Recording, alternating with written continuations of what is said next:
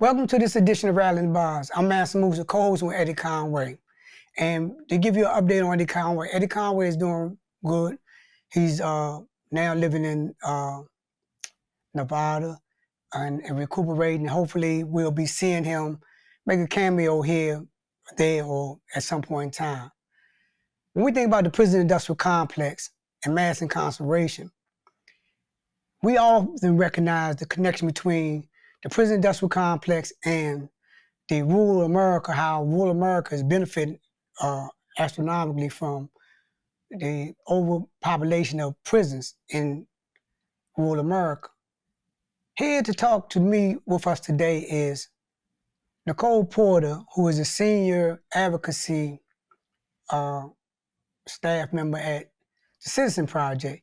She wrote a report entitled Repurposing Correctional Facilities to Strengthen Communities. Welcome, Nicole, to Rattling the Bars. Thank you for having me. Always a pleasure to join you. Now, in this report that you wrote, you're basically outlining, and before we go into details of it, you're basically outlining the need to look at repurposing prisons that are being closed in different parts of the United States. Why did you choose to go in this direction and write this report in particular before you go into detail of some of the findings that you came up with? Yeah, well, I wanted to document the fact that prison closures have happened and are happening. And I thought it was important to provide an overall picture of that development. Many people don't know, they don't understand that states have been closing prisons for a range of reasons. So I wanted to develop what is, one of the major contributions in the report, which is a list of closed prisons around the country. In fact, we document that over 21 states have closed prisons since 2000, of over 81,000 beds. So key finding, and I know we'll get into more later. And then also the report documents that when prisons close down, there should be a plan for their reuse. Otherwise, there's a risk of the prisons being reopened for correctional purposes. So that was the focus of the report, and to hopefully share with decarceration coalitions and decarceration advocates what affirmative strategies they can be organizing around and what the possibilities might be for in those conversations around the country. Oh, okay. Now let's unpack some of the report. All right. So the first thing I want to look at is, as you outlined, you said that the report between 2000 and 2022, 21 states have closed or fully closed at least one prison, reducing the correction population in the United States by 81,444. Okay, that's 21 prisons in the United States. Now, that's not like a lot of prisons in Well, the at United least, States. a prison in each state. There are, in some states have closed more than one prison. So New York, for example, has closed several prisons since its prison population declined over many years, and their prison closure period dates back to 2011, and they've closed a significant number of state prisons. Okay, and we recognize that closing any prison is a good thing, but in terms of the impact of repurposing prisons and prison closures, let's look at the landscape in the United States of America when we talk about prisons. Okay, it's a known fact that the majority of the prisons in the United States are in rural America. That's a fact. It's a fact that the majority of prisons that's in rural America are being used to create an infrastructure for people in rural America to be able to survive, i.e. that's their livelihood. I think in the Attica documentary, the woman said they interviewed a woman in the Attica documentary, and the woman said Attica is the business. It is the number one business. Now, this being the number one business in America, in rural America, in your study, and I noticed that you're saying that the key to decarceration is repurposing prison. But in your study, how do you get these communities where They need to be closed. Prison need to be closed. How do you get these communities to buy into the concept of repurposing? Mainly, Nicole, in the face of I got a recession-proof job. My job ain't going nowhere as long as I got a body to count. Well, I mean, there are other recession-proof labor sectors, and in states like New York that are a little bit farther along in terms of closing prisons and then reusing them, the state has a role in supporting those conversations. So in New York in particular, out of the governor's office through the Empire State Development Fund, there was an economic transformation initiative that was launched that funded local redevelopment conversations in counties where prisons were closed. And so that's a best practice, a model that should continue to move forward in New York and should be considered in other states where prisons are closed. The state has a responsibility. The state in many counties across the country during the 80s and the 90s and selling the business of prisons to local communities, rural communities, particularly during a period of agricultural loss and the shifting labor market, helped to underwrite a carceral Marshall Plan and fund and support and incentivize new prison construction. So the state has a responsibility to repair the harms of mass incarceration and address the challenges of mass incarceration. So in states where there are active efforts to close prisons, California being a prime example, the governor has announced plans to close a prison. There's an active civic community conversation happening to support prison closures in that state. The Decarceration Coalition and the governor's office and other stakeholders should work together to help transform the communities where prisons are located and where prison closures are planned. And I'll say that the state doesn't just have a responsibility to those local communities that currently house prison warehouses and where millions of people are disappeared to. The state also has a responsibility to the folks exiting those prisons, to the folks who will be moved from those prisons into other correctional facilities, to support and increase the number of releases to help sustain decarceration strategies and reduce prison populations. The problem in the United States is that we lock up too many people, far exceeding any other country in the world and certainly any other Western democracy, and that we have overbuilt our correctional system. So the United States needs to fix that.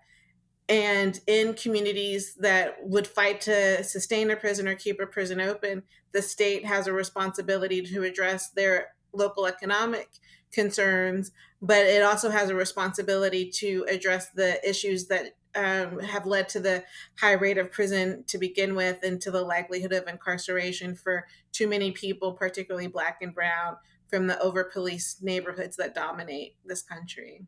Okay, and in that regard, okay, you're saying, and the state is responsible for educating the community or investing in the repurposing of institutions that are closed. You're saying that the state, just as the state was responsible for the building of prisons, the state should now take the position to change. How do you get, or how in your studies, or in your views, how do you get state legislators who are at this very time passing laws, ghost guns, and passing laws to strengthen penalties, and which ultimately going to lead to more incarceration? How do you get, who's responsible for getting the legislators that's going to pass these bills or going to pass these laws to end the prison industrial complex in their states? How do you get them involved?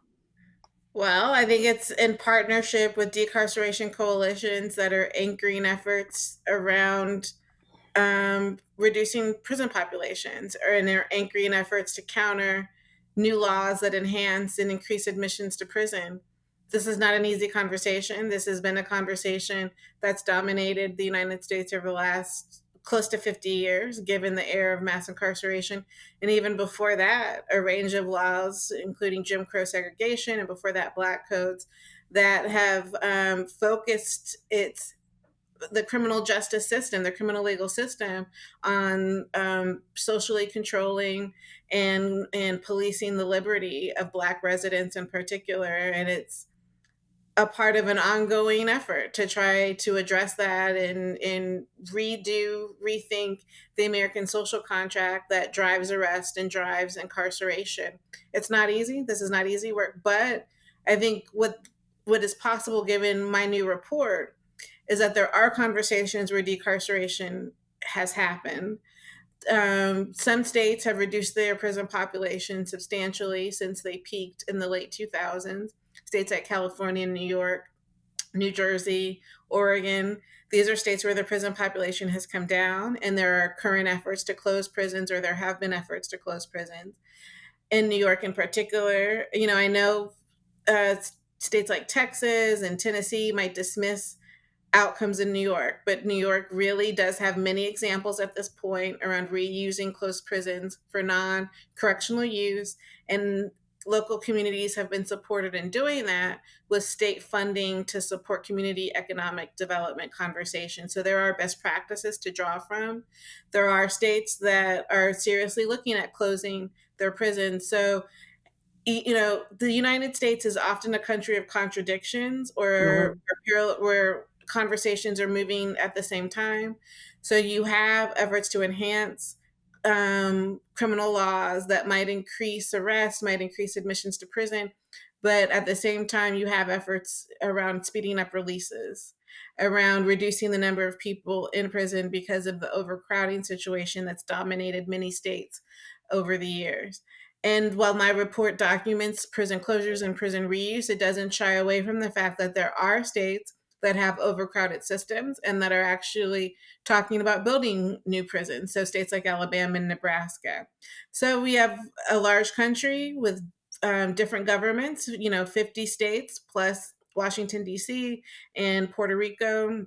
And so the considerations are different depending on what locality you're in. But even in the midst of the mass incarceration era, there are outcomes, there are decarceration outcomes, and there are serious efforts around closing prisons, which my report documents, and then also reusing them. And I wanted to focus on my report and put my report out there because as states seriously consider closing prisons down, they should plan for their reuse and repurposing outside of corrections, because if that doesn't happen, then there is just a strong possibility that a closed prison would be reopened for additional correctional use, given the ongoing issues around mass incarceration in the United States. And we recognize that this is not an easy task.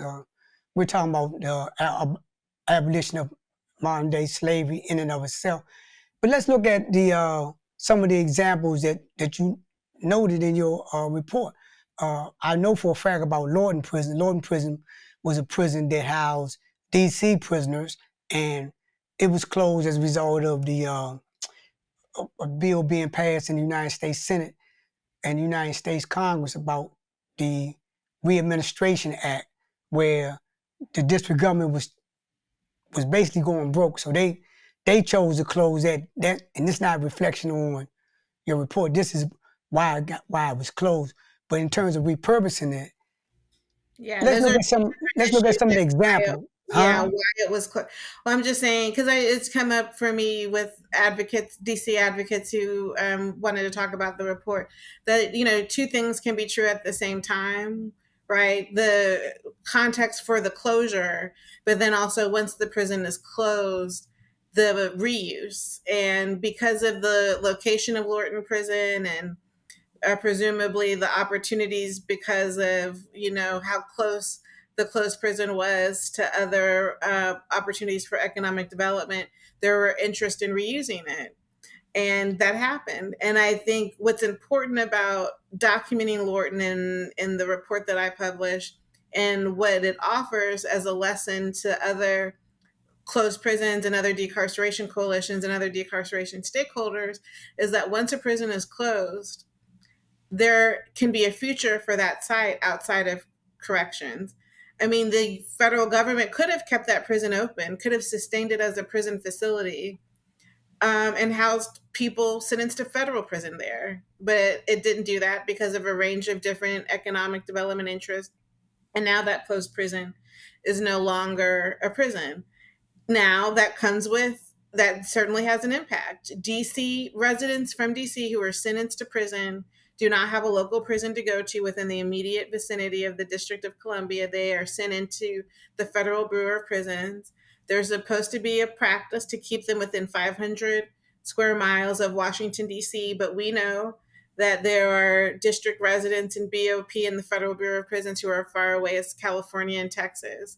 So it is unfortunate that that's a reality that should continue to push towards decarceration for residents sentenced to DC code violations who are in the Federal Bureau of Prisons because there isn't a local prison, and should shift conversations around what is the purpose of prison, should shift the presumption of imprisonment away from someone's contact with the criminal legal system and sentencing to community based alternatives for incarceration. And the United States overbuilt its prison system so that in order to address that, there has to be intentional efforts towards decarceration and towards reducing the prison footprint outright. So looking at any prison closure as an opportunity to permanently scale back the number of prison beds in this country and really narrow and reduce the likelihood that people will go to prison, because it's that current likelihood that continues to sustain the United States as the country with the world's highest prison population. Yeah, but when I opened the conversation about Lorton, I wasn't trying to get into the conversation about them having a prison or not having. I was looking at it from the perspective of how this particular prison has been repurposed and who benefits from it being repurposed, as an example of how this would have the same impact in rural America. Because the black community, Lorton was in rural America, was in rural Virginia. So people that benefited from it was people in that part of the country, which opens the conversation. How do you get people in rural America to buy into the concept of repurposing? Mainly when, as I go back again, and this is you're gonna be confronted with this, all of us, the abolition movement, and everybody gonna be confronted with this, that that's their livelihood. How can this alternative that I'm presenting meet that obligation of providing meals, security, etc.? Well, the government has a responsibility in helping to plan for new jobs, initiatives, and economic transformation conversations.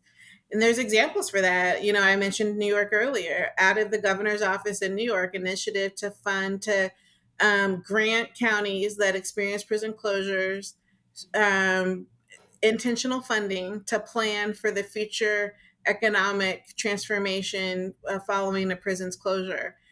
It is something that local leaders and state leaders need to intentionally come together around to address the incentives that rural counties have in wanting prisons to begin with, and now that we're in a period of closure, or that a state may be in a period of closure, what should come next for that county? And I don't think that the conversation should stop there. If a state is reducing its prison population and that increases the number of people who are released from prison, who are on probation or parole, then resources need to also be invested in services that can help meet the needs of justice-involved residents, so that their likelihood of returning to prison is eliminated, if not outright reduced. So the state has a responsibility all around. New York has a responsibility to many of its constituencies, not just people in prison towns where correctional facilities closed, but also in the sending communities where many of the people in New York's state prison system are disappeared from. And that's going to be true in California, which is going through a prison closure conversation. And that's going to be true in Texas, in North Carolina, in Illinois, in any state that's having a serious prison closure conversation. And I hope soon Maryland will be on the list, given the high rate of Black men who are incarcerated in Maryland state prisons, the fact that Maryland likes to hold itself up as a state that does, that enacts progressive policy changes, but it's not reflected in its criminal legal practices. So there's a lot of reform that the state needs to go through. And I hope soon that that will lead to a reduction in the number of people, significant reduction in the number of people incarcerated, and can lead soon to serious conversations around prison closures. And I'm in the District of Columbia, and I serve time in the Maryland prison system. And when you get to Western Maryland, uh, they can put a sign up say Prison Town USA, because the entire Western Maryland and the Southern Maryland, that's the industry. Where at one time fishing was the industry in Southern Maryland, now prison is the industry in Southern Maryland, and in Western Maryland has always have been that. But let's dial down on, and I agree, the state has an obligation. The state is responsible. I agree. The citizens and the community has to have the responsibility to force the state to enact laws and enact economic policies that help to elevate the citizen. But let's look at another reality that exists when it comes to this. In California alone, California Union, Prison Guard Union, it rivaled major AFL-CIO in terms of membership because of the prison industrial complex. How do you see the impact of, they're gonna advocate, and they're gonna advocate hard, and they put a lot of money into getting a lot of the laws that we see now passed. They put a lot of money into ensuring that their recession-proof jobs remain recession-proof. How do we look at the impact that the opposition is going to have on in terms of like changing the narrative? Because like, as I said before, Nicole, and you recognize it yourself, it's a hysteria going on in this country about crime. It's a hysteria going on, and it's distorted as it might be, but it was the same distortion that led to the crime bill. Absolutely. Well, the decision to close prison should not be up to the unions, right? And disappearing people to prison, taking people's liberty away from them, subjecting them to violence and poor health outcomes because we don't adequately fund state prison systems with the services necessary to keep people whole and keep people well.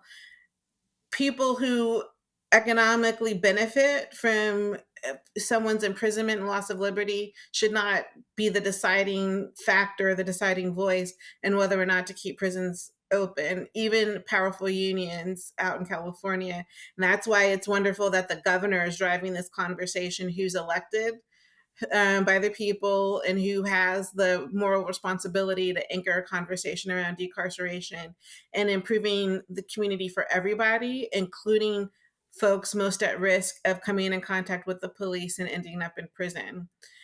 I'll also say that the United States was not the only country that had a rise in crime in the 60s and 70s, but the United States, when it did respond to its rise in crime, it responded with an expansion of its prison system, first by driving punitive sentences that increased arrest and prison admissions, and then by expanding prison capacity through a carceral Marshall Plan, by helping to fund new prison beds across this country and overbuilding a prison system in the 80s and the 90s, expanding a social safety net, but expanding it through incarceration and imprisonment is outrageous and unacceptable social policy that is rooted in a racist response to social problems that's been driven by political elites in this country since the beginning of its founding, starting with previous areas of social control and that predated the current one that we're in this era of mass incarceration. Other countries did not respond with an expansion of their prison population in the context of increasing crime. They did respond with expanding social services, like expanding access to early childhood education, because they were focused on supporting their people, keeping their people out of prison or reducing contact, putting social interventions into place that reduce contact with law enforcement in the first place. The United States, because of the political elites that dominate policy and have historically dominated policy in this country, had a distance between they were imagining were going into prison, and that impacted the punitiveness that drove an increase in prison beds. Outrageous response to crime at the time, outrageous continuation of the policies today. And the United States must do better and must do right by all of its people, including those who are most at risk of going into the system. So this report is a part of an effort to address that. It's a part of a conversation to push the United States in the direction it should have been pushed in close to 50 years ago. And it's where this country needs to go. And this is the work that I'm going to be doing to support that. Right, and it's well overdue. And you coined the term the community and reinvestment approach. And in Well, terms I of, didn't find that. Other colleagues okay, well, the term around is me. out there, the community reinvestment approach. And what is that? I know you outlined some of it, but so that would be Well, one. it's a part of that strategy that other countries employed that addressed public safety and addressed increases in crime, but did not rely on long prison terms or prison admissions as a way to get there. So, community reinvestment, including job guarantee programs, services for people reentering into the community from prison, for employment training, housing assistance, other social wraparound social services, therapeutic interventions through a public health intervention model, particularly for youth and their families most at risk of contact with the youth justice system. There are a range of solutions that need to be fully invested in to keep people out of prison and reduce their contact with law enforcement. And so those are the community reinvestment solutions that the report suggests need to be invested in and should have been invested in close to 50 years ago, instead of increasing the number of people in prison.